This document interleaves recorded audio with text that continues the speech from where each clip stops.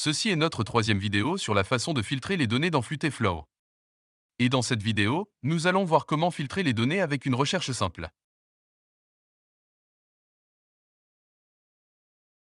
Maintenant, il existe deux façons d'implémenter la recherche dans Fluteflow. C'est une recherche simple et Algolia.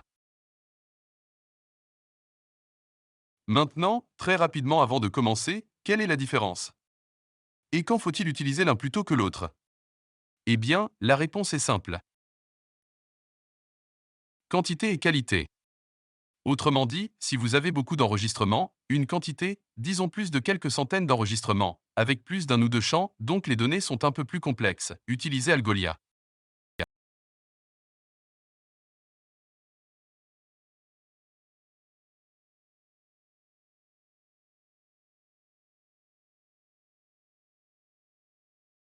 C'est fait pour ça. De plus, si vous avez besoin de résultats de recherche plus précis et de meilleure qualité, utilisez Algolia car vous obtiendrez des éléments tels que la tolérance aux fautes de frappe et le tri et la hiérarchisation personnalisée.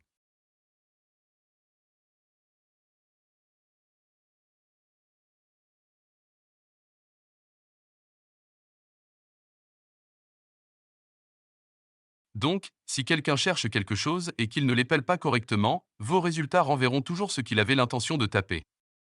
C'est l'algoli. Mais si vous n'avez besoin que d'une simple recherche, comme le nom, alors cette vidéo est pour vous.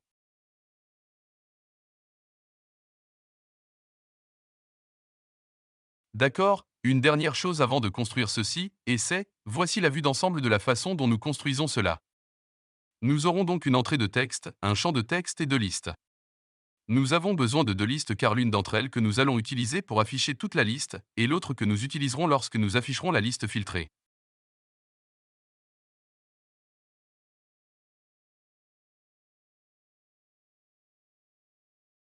Lorsque nous mettons à jour la liste, nous allons la mettre à jour en fonction de l'état du widget du champ de texte. Autrement dit, nous filtrerons la liste en fonction de ce que l'utilisateur saisit.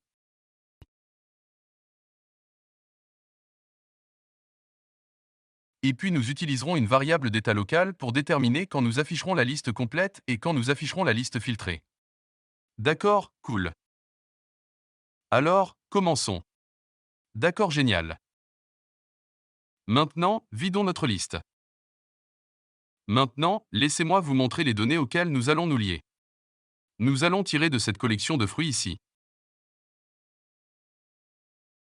Vous voyez, nous venons de recevoir une liste de fruits. Et donc, créons simplement un widget simple pour pouvoir les afficher. Super. Nous avons donc ici un widget prêt à être lié à notre collection. Alors entrons dans notre vue de liste, et ce n'est qu'une simple liaison. Collecte de requêtes. La collecte va provenir de nos fruits. Une liste de documents. Nous n'allons pas encore faire de filtrage. Et confirmer. Cela nous dit que nous allons générer des enfants. C'est exactement ce que nous voulons. Donc oui. Super. Maintenant, donnons-nous juste un peu plus de place. Et lier nos variables afin que nous puissions réellement voir les images et le texte. Génial.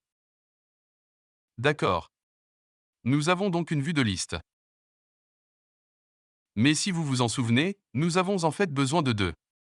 Un pour quand nous affichons la liste complète et un pour quand nous affichons la liste filtrée.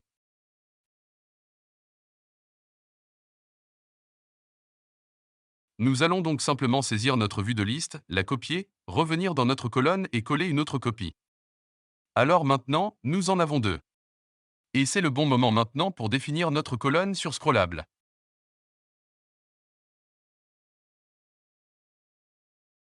Super.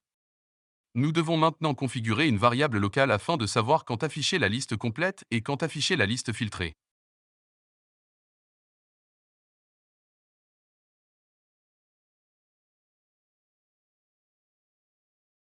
Alors venez dans notre état local et nous allons ajouter une variable.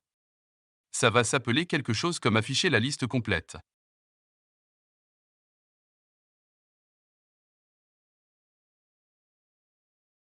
Et ce sera un booléen car il n'a que deux états, vrai ou faux. Créer cela. Et notre valeur par défaut va être vraie. Donc on vérifie ça. Et nous allons tous bien. Ensuite, configurons notre action de recherche. Revenons donc au constructeur. Et nous voulons aller sur notre bouton ici et définir une action dessus.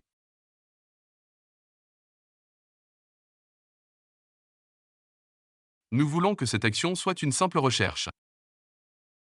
Pas une simple recherche. Une simple recherche. Le type de recherche proviendra d'une collection Firestore, car c'est ce que nous avons lié ici. La collection va être nos fruits. Et ici, nous allons sélectionner les champs que nous voulons rechercher. Cliquons sur les deux parce que je veux vous montrer quelque chose de cool. Et puis ici, le terme de recherche, ce sera ce que l'utilisateur tape ici. Nous ne voulons donc pas de valeur spécifique. Ce serait comme si j'écrivais littéralement quelque chose ici comme du rouge, et ça filtrerait le rouge à chaque fois. Non, non, non, non. Ce que nous voulons, c'est que nous voulons d'une variable parce que nous le voulons d'ici, de notre texte.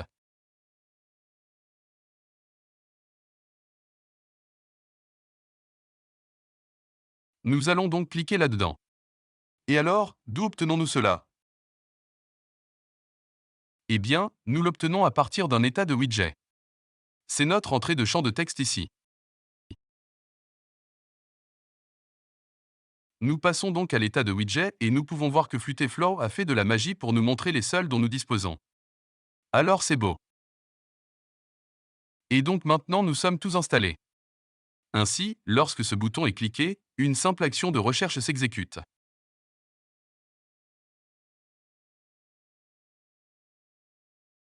Super. Nous avons presque terminé. Rappelez-vous, nous avons ces deux listes. Nous devons donc ajouter une autre action ici. Alors ouvrons notre éditeur de flux d'action. Et nous avons notre seule action ici. Et nous allons en ajouter un de plus. C'est agir. Et nous devons mettre à jour cet état local parce que nous devons dire laquelle de ces listes nous allons vouloir montrer. Ainsi, lorsque nous lançons une recherche simple, nous voulons afficher une liste filtrée.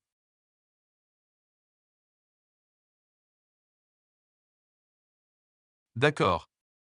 Alors mettons à jour l'état local. Et nous voulons définir notre booléen chauffou-liste. C'est, rappelez-vous, la valeur par défaut est true. Nous voulons donc définir la valeur. Et nous voulons définir la valeur non pas à partir d'une variable, mais d'une valeur très spécifique.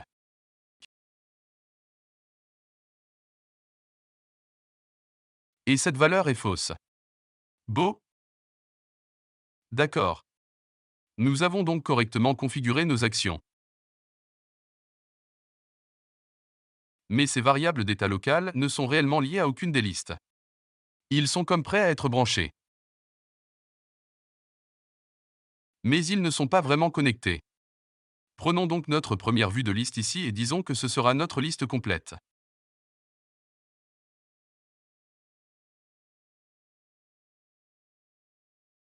Et nous allons donc en venir à notre visibilité conditionnelle. Cela signifie qu'il n'est visible que si une certaine condition est remplie. Et nous allons dire que cela va être basé sur cette variable d'état local. Boum. Donc, si c'est vrai, nous verrons la liste complète. Et rappelez-vous, la valeur par défaut est vraie. Si c'est faux, c'est ce qui se passe quand on clique sur le bouton, alors il sera caché. Nous venons de le voir en ce moment parce que nous avons cliqué sur ce bouton ici même. Et c'est juste une aide pour nous aider à construire. D'accord. Super. Alors maintenant, allons à notre liste filtrée ici et configurons notre filtrage.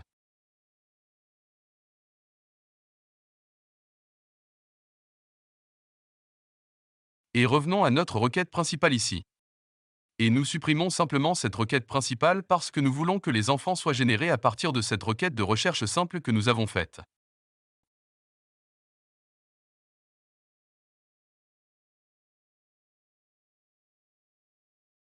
D'accord. Nous entrons donc dans notre génération d'enfants dynamiques. Et descendons ici. Et nous voulons générer ces enfants en fonction de nos résultats de recherche simples.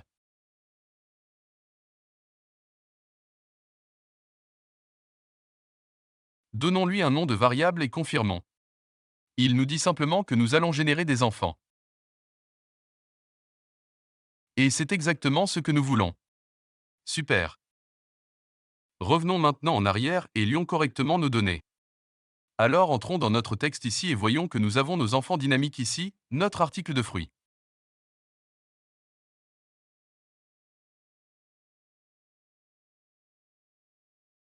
C'est exactement ce que nous voulons. Nous voulons notre nom. Et à notre image, nous allons faire la même chose. Définie à partir d'une variable, d'une liste d'enfants dynamiques et d'une image. Super. Testons cela et voyons comment cela fonctionne. D'accord. Génial. Voici donc notre liste. Faites défiler vers le bas ou effectuez un zoom arrière.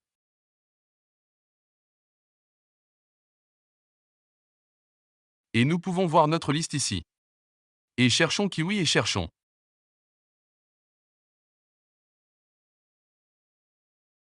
Et voilà. Et j'ai dit avant que je voulais te montrer quelque chose de cool. Et c'est ça. Tapons en vert. Et cherchez. Et nous obtenons ces choses ici. Alors remarquez ce qui se passe. Nous avons ces données de couleur dans notre base de données ici.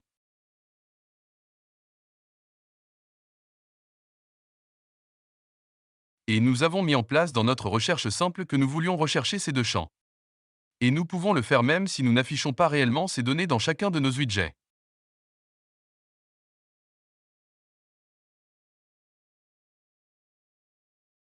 Cela rend donc la recherche simple assez puissante. Et notez également que notre affichage et notre masquage de notre liste complète avec cette variable locale ont très bien fonctionné.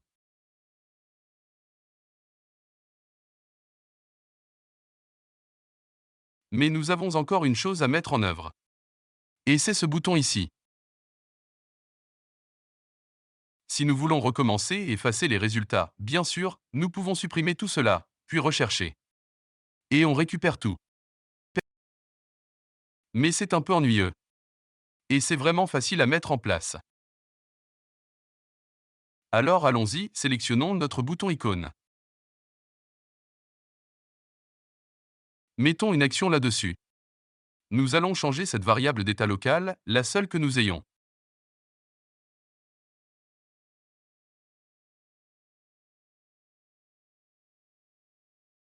Et nous allons définir cela sur vrai. Parce que rappelez-vous, cela est vrai en affichant la liste complète. D'accord, génial. Et rechargeons simplement. Alors maintenant, si nous recherchons du vert et nous obtenons nos résultats. Et puis, si nous voulons l'effacer et recommencer, c'est aussi simple que de cliquer sur notre bouton icône.